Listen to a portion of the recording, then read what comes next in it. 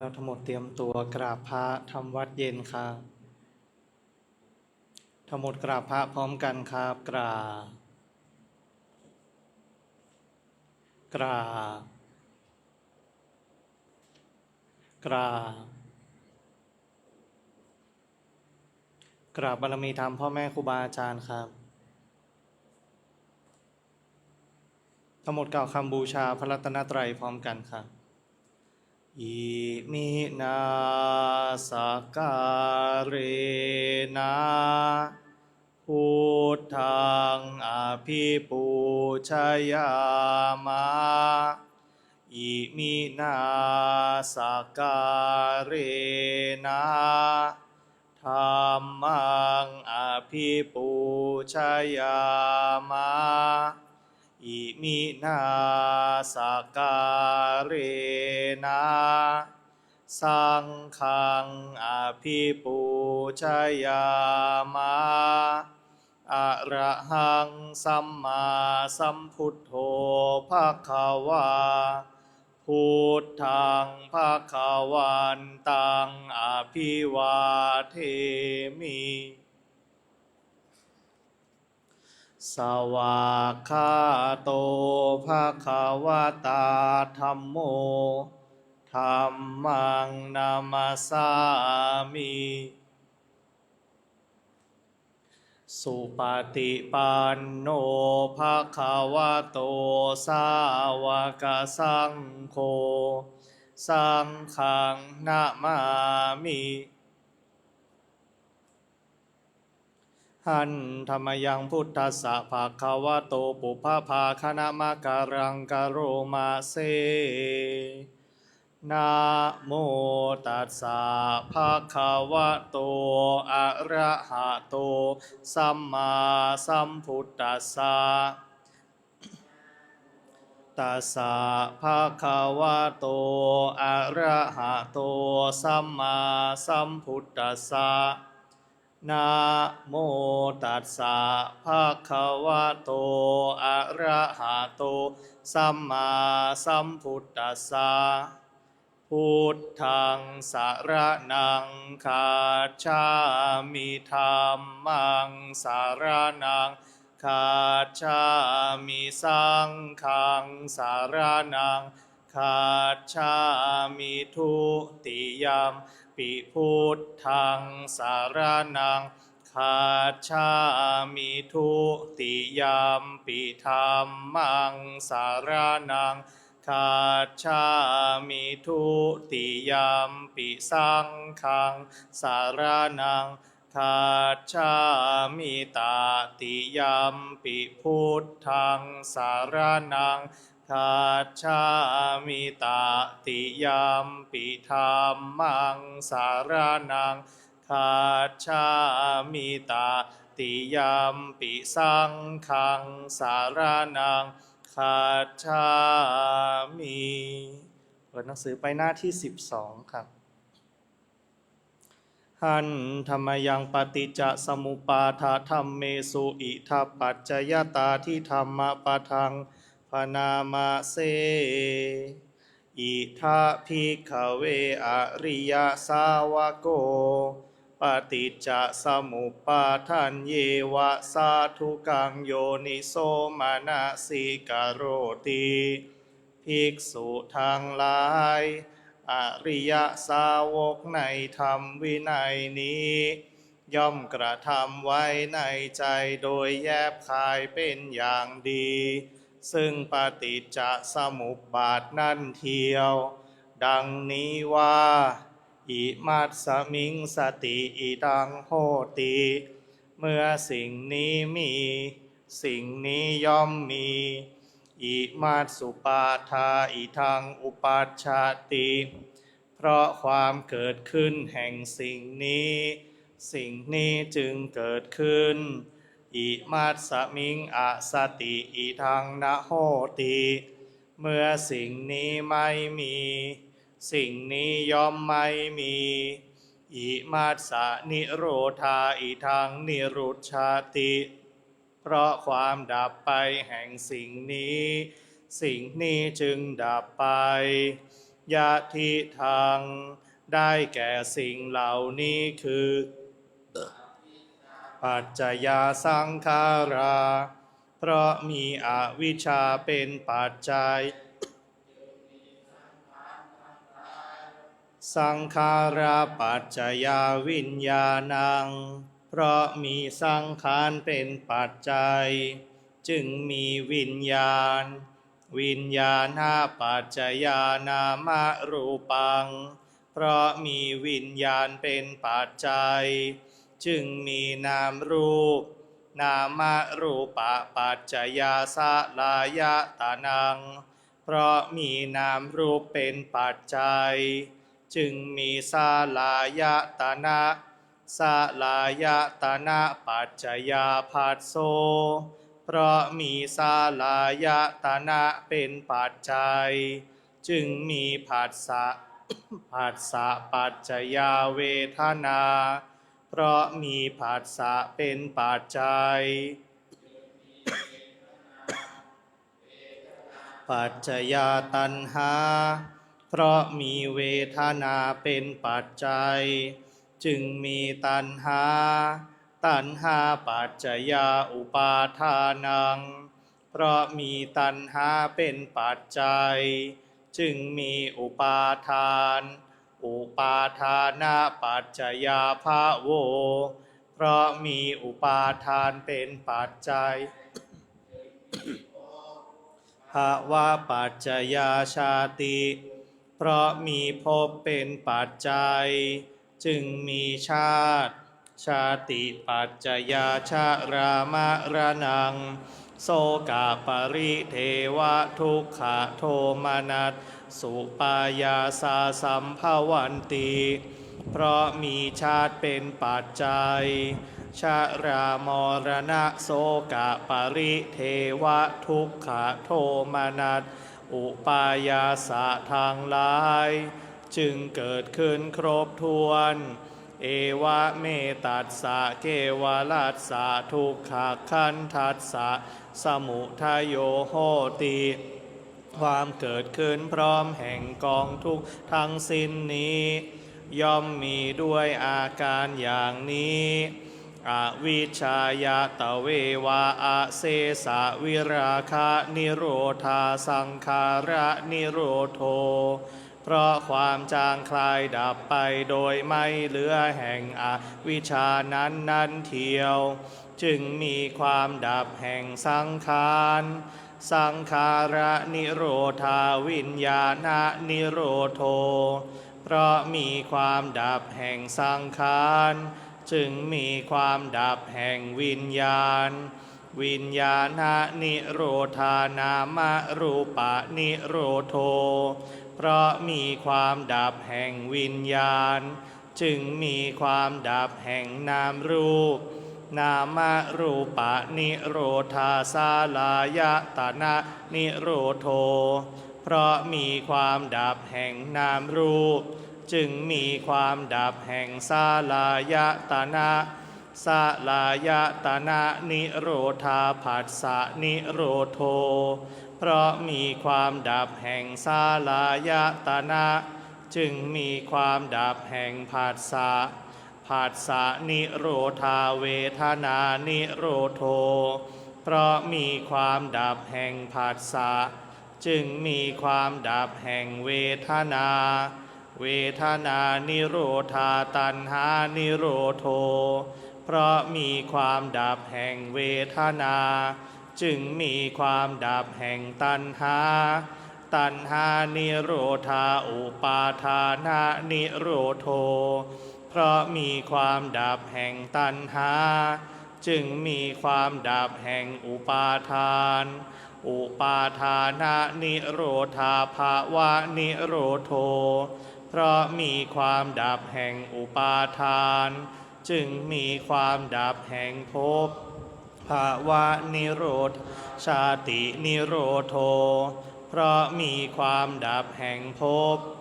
จึงมีความดับแห่งชาติชาตินิโรธาชรามรณัง โสกะปริเทวะทุกขโทมนัสสุปายาสานิรุชชันติเพราะมีความดับแห่งชาตินั่นแลชารามรณะโสกะปริเทวะทุกขโทมนัสอุปายาสะทางหลายจึงดับสิ้นเอวะเมตัสสะเกวลัสสะทุกขคันทัสสะนิโรโธโหติติความดับลงแห่งกองทุกข์ทั้งสิ้นนี้ย่อมมีด้วยอาการอย่างนี้ดังนี้เปิดหนังสือไปที่หน้า 47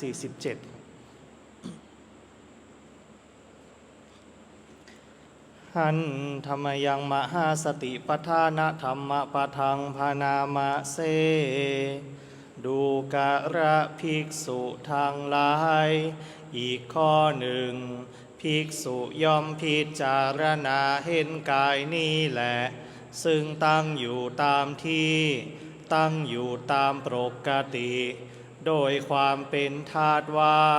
มีอยู่ในกายนี้ธาตุดินธาตุน้ำธาตุไฟ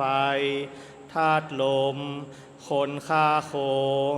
หรือลูกมือของคนฆ่าโคผู้ขยันฆ่าโคแล้วแบ่งออกเป็นส่วนนั่งอยู่ที่หนทางใหญ่สีแพร่งชั้นใดภิกษุก็ชั้นนั้นเหมือนกัน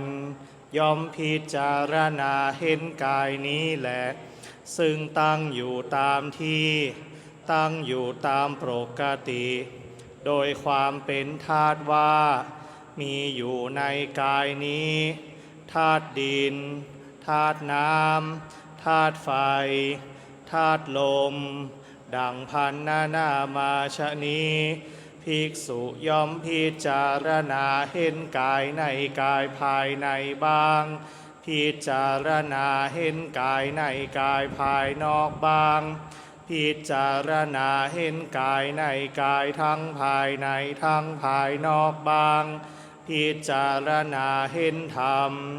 คือความเกิดขึ้นในกายบ้างพิจารณาเห็นธรรมคือความเสื่อมในกายบ้างพิจารณาเห็นธรรมคือทั้งความเกิดขึ้นทั้งความเสื่อมในกายบ้างย่อมอยู่อีกอย่างหนึ่งสติของเธอที่ตั้งมั่นอยู่ว่ากายมีอยู่ก็เพียงสักว่าความรู้เพียงสักว่าอาศัยระลึกเท่านั้นเธอเป็นผู้อันตัณหาและทิฏฐิไม่อาศัยอยู่แล้วและไม่ถือมั่นอะไรอะไรในโลกดูกะระภิกษุทั้งหลายอย่างนี้แลภิกษุชื่อว่าพิจารณาเห็นกายในกายอยู่ดูกะระภิกษุทั้งหลายอีกข้อหนึ่งภิกษุเหมือนกะว่าพึงเห็นสรีระที่เขาทิ้งไว้ในป่าช้าตายแล้ววันหนึ่งบ้าง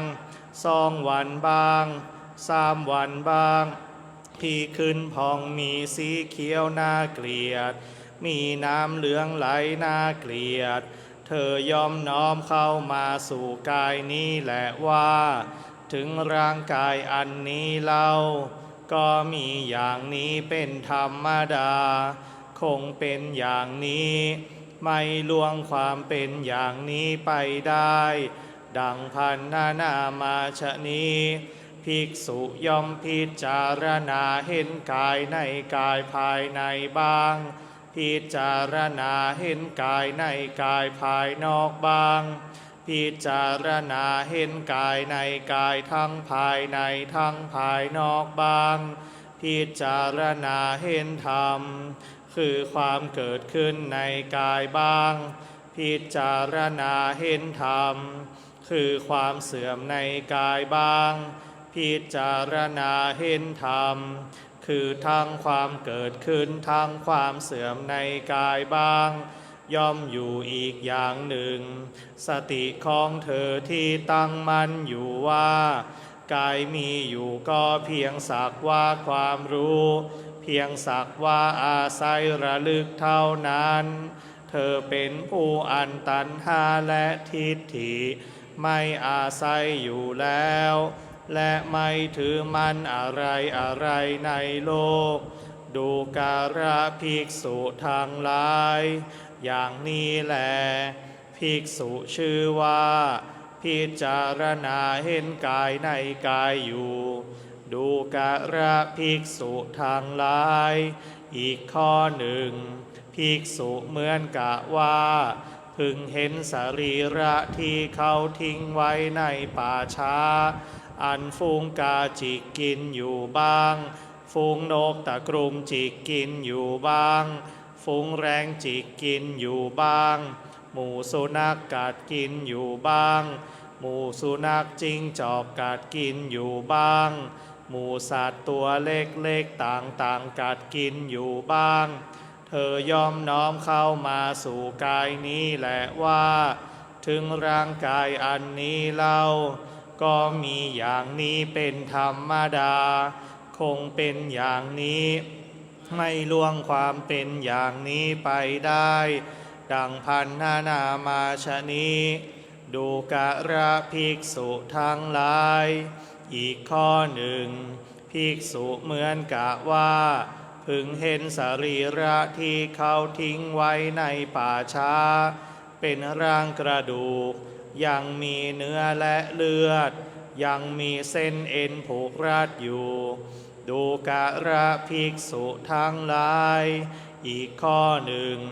ภิกษุเหมือนกะว่าพึงเห็นสรีระที่เขาทิ้งไว้ในป่าช้าเป็นร่างกระดูกปราศจากเนื้อแต่ยังเปื้อนเลือดยังมีเส้นเอ็นผูกรัดอยู่ดูการะภิกษุทางหลายอีกข้อหนึ่งภิกษุเหมือนกะว่าพึงเห็นสรีระที่เขาทิ้งไว้ในป่าช้าเป็นร่างกระดูกปราศจากเนื้อและเลือดแล้วยังมีเส้นเอ็นผูกรัดอยู่ดูการะภิกษุทั้งหลายอีกข้อหนึ่งภิกษุเหมือนกะว่าพึงเห็นสรีระที่เขาทิ้งไว้ในป่าช้าคือเป็นกระดูกปราศจากเส้นเอ็นผูกรัดแล้วเรียรายไปในทิศใหญ่ทิศน้อยคือกระดูกมือไปทางหนึ่งกระดูกเท้าไปทางหนึ่งกระดูกแข้งไปทางหนึ่งกระดูกขาไปทางหนึ่งกระดูกสะเอวไปทางหนึ่งกระดูกหลังไปทางหนึ่งกระดูกสันหลังไปทางหนึ่งกระดูกสีข้างไปทางหนึ่งกระดูกหน้าอกไปทางหนึ่งกระดูกไหล่ไปทางหนึ่งกระดูกแขนไปทางหนึ่งกระดูกคอไปทางหนึ่งกระดูกคางไปทางหนึ่งกระดูกฟันไปทางหนึ่งกะโหลกศีรษะไปทางหนึ่งดูการะภิกษุทั้งหลายอีกข้อหนึ่งภิกษุเหมือนกะว่าพึงเห็นสรีระที่เขาทิ้งไว้ในป่าช้าคือเป็นกระดูกมีสีขาวเปรียบด้วยสีสังดูการะภิกษุทั้งหลายอีกข้อหนึ่งภิกษุเหมือนกะว่าพึงเห็นสรีระที่เขาทิ้งไว้ในป่าช้าคือเป็นกระดูกกองเรียงรายอยู่แล้วเกินปีหนึ่งขึ้นไปดูการะภิกษุทั้งหลายอีกข้อหนึ่งภิกษุเหมือนกะว่าพึงเห็นสรีระที่เขาทิ้งไว้ในป่าช้าคือเป็นกระดูกผุเป็นจุนแล้วเธอย่อมน้อมเข้ามาสู่กายนี้แหละว่าถึงร่างกายอันนี้เล่าก็มีอย่างนี้เป็นธรรมดาคงเป็นอย่างนี้ไม่ล่วงความเป็นอย่างนี้ไปได้ดังพันนามาชนี้ภิกษุย่อมพิจารณาเห็นกายในกายภายในบ้าง พิจารณาเห็นกายในกายภายนอกบ้างพิจารณาเห็นกายในกายทั้งภายในทั้งภายนอกบ้างพิจารณาเห็นธรรมคือความเกิดขึ้นในกายบ้างพิจารณาเห็นธรรมคือความเสื่อมในกายบ้างพิจารณาเห็นธรรมคือทั้งความเกิดขึ้นทั้งความเสื่อมในกายบ้างย่อมอยู่อีกอย่างหนึ่งสติของเธอที่ตั้งมั่นอยู่ว่ากายมีอยู่ก็เพียงสักว่าความรู้เพียงสักว่าอาศัยระลึกเท่านั้นเธอเป็นผู้อันตัณหาและทิฏฐิไม่อาศัยอยู่แล้วและไม่ถือมั่นอะไรอะไรในโลกดูกระภิกษุทางหลายอย่างนี้แหละภิกษุชื่อว่าพิจารณาเห็นกายในกายอยู่สำหรับการสวดมนต์สาธยายธรรมในช่วงเย็นไว้แต่เพียงเท่านี้ลำดับต่อไปให้เราเจริญสมาธิภาวนาให้พอสมควรแก่เวลาครับ